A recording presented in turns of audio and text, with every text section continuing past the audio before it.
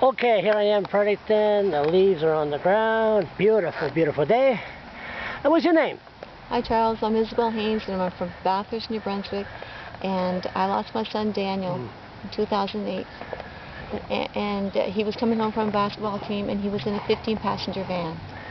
And last week we went to Halifax to meet Minister Chuck Strahl, and we had a meeting at 3 o'clock Thursday afternoon.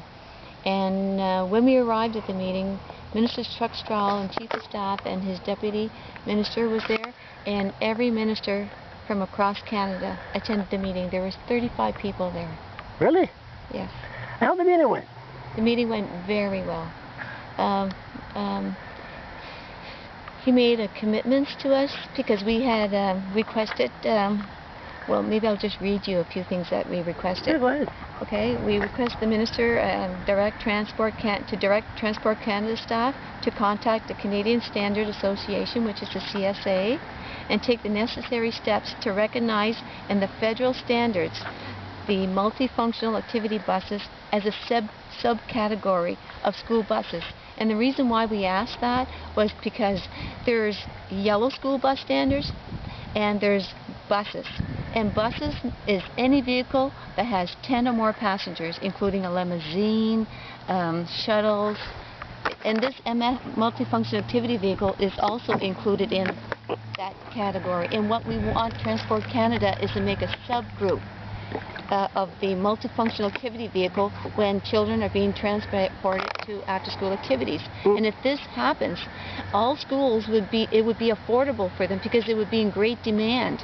Just like computers, you know, the more you purchase them, the cheaper they got. Yep. So with these multifunctional activity vehicles, and once schools and Transport Canada bans them from being used from schools, these vehicles will be affordable for every school across Canada for children to travel safer. Yep. Because these vehicles, these multifunction activity vehicles, are made and constructed with the same safety features as a yellow school bus, but different color, and that the safety arm doesn't come out. They have the crashworthiness, they have the laminated glass, they have and of course we want the professional drivers driving these vehicles because these vehicles are like buses and made like buses, and the professional drivers to be behind the wheel. And he said he also would do the research on that too. You know what, I never thought about that, what you just said, that they eliminate the 15-passenger van and the other transportation. What is it again? Yeah. Transport Canada? No, not the yellow bus. Standard Association? No, not the yellow bus. Oh, you mean like just the bus group? Yeah. Any vehicle over 10 passengers? Yeah. Well, that's one classification. There's only two. Yeah, but I mean, if they eliminate the 50-passenger van, they're going to have in place this other bus that's more expensive, but if people buy more, it'll be cheaper. Yeah. I never thought about that. It'd be in greater demand and cheaper would buy. But right now, the multifunction activity vehicle is included in that same group as the 15-passenger vans, the limousines, and we want them to have their own subcategory. That's a good idea. Yeah. And you expect the government to listen? No, he said that he would do it. Come on. He made a commitment. Come on, and I come on. believe and I trust him to do that. Come on. You He take said it in front of 35 people and every one of our group there that he would do that. And if he doesn't pull through, what are you going to do? Well, let's not go there, but you know what? I want to tell you something else that we asked. Okay, we asked also too that the provincial minister take the necessary steps to amend the respective provincial acts and regulations to ban the use of 15-passenger vans as a mode of transportation for youth.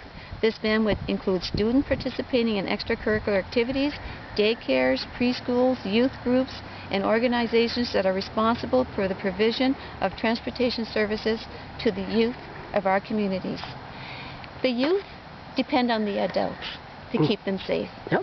And our government, Department of Transportation ministers, Minister Chuck Strahl and his department are there and have an obligation and a responsibility to our youth to have them, number one priority, to have them protected, that when they go out in school trips, after school trips, that they are in the safest vehicle as possible with the professional drivers. And he made a commitment yesterday that he will have the CCMTA organized the crashworthiness test. This is one test that they weren't going to be doing. They were doing the maneuver, they were doing the steering, and other things on other obstacles of the vehicle, but they weren't doing the crashworthiness test, and he made a commitment that that test would get done.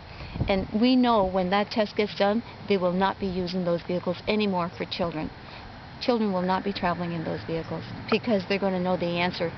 And the answer that's been told to them for the last 30 years, that these vehicles are not safe for any person but for cargo when they were first made and came off the assembly line in 1970. So it looks like it sounds like you're not going to travel to Ottawa again. Everything's going to be settled. Well, I'm not sure about that. You know, we have to wait to see how it progresses over the months. But you're not going to go away.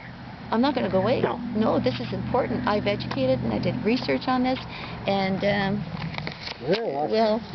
you got much more at home. Oh, I gave them a file, an information kit that they said they would use. I put everything in there from the day of 2008 Really? to the day of this month of 2010 September. They have everything that we went through. I could have gave them a lot more. You know, it was 370 pages, and they're reading it. You know, we had the attention of all the ministers, and we spoke to one minister that spoke out from Prince Edward Island, and he said that his schools use yellow school buses for their children and the Class 2 drivers to drive their children. They don't use 15-passenger vans. But Prince Edward Island is pretty small compared to New Brunswick. What did you say? Well, you know, if they can do it, every province can too. New Brunswick does it, Nova Scotia does it, and Quebec does it. And no amount of money can replace a human life, right? No amount of money can. And you know what? Money shouldn't even be a topic. Safety is the topic. But when it comes to government, it's money. Well, it's sad to say. Listen, hang in there and keep up the good work. Thank you, Charles.